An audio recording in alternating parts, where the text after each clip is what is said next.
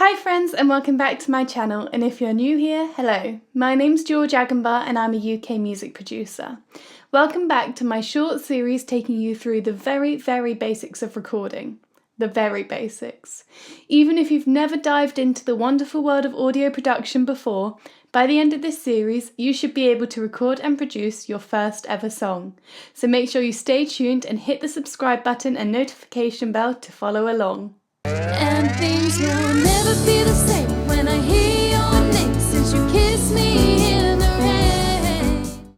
In the last video we looked at all the equipment you need to record, and one of the things we mentioned were interfaces, and that's what we're going to have a look at today. Now we can record straight into our DAW using the microphone on our laptop or computer or phone. However, this isn't going to get us a very good result. The recordings are going to be very low quality. We need an interface to plug microphones and instruments into, which will send the signal straight to the DAW, which will give us much better results. So we're going to be having a look at the choice of interface, how to use them and how to connect them. There are two main types of interface that we can choose from. You can use a mixing desk with a USB port, or you can get a dedicated audio interface unit. Now both are viable options and will get you good results, and I have used both in the past. However, there are some advantages to dedicated audio interface units that I've found. Firstly, mixing desks don't tend to allow multi-track recording. They only allow one track to be recorded at once. And most audio interfaces do allow multi-track recordings. Dedicated audio interface units are really simple and easy to use, and they often have multiple headphone sockets, whereas mixing desks tend to only have one. Audio interface units also have a volume dial to allow you to control the volume of the monitors, which is really useful. As I said, both are viable options and will get you good results, but simply for ease of use, I would recommend getting a dedicated audio interface unit. As I said in the previous video, you can pick one up for about £100 or maybe even less, and I'll leave some links to popular brands down in the description. Please bear in mind that not all interfaces will look the same, but you should see some or all of these features on yours. These are the input channels. This interface has two, but yours may have one or maybe more than two.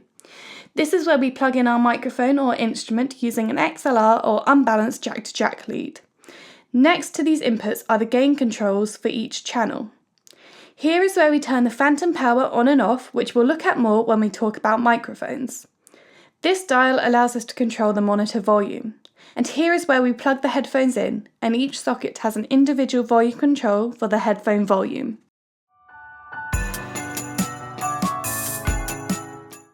So this unit has some extra ports on the back than some basic models, so we're going to look at the most commonly found ones.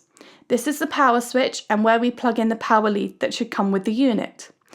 Then we have the USB-C port where we plug in the USB cable from our computer or laptop.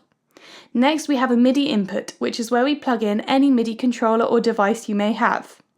Then we have some line outputs, which is where we connect the speakers to the interface using balanced jack-to-jack leads. This interface also has 4 additional line inputs which can be used to plug in extra instruments, like how we use the input ports on the front of the unit. Finally, we want to make sure that the DAW is recognising and using the interface as a source. We do this in the DAW settings. In Logic, you go to Preferences and then Audio, and we can change the output and input device to our interface so that both the input and output signals are going through it.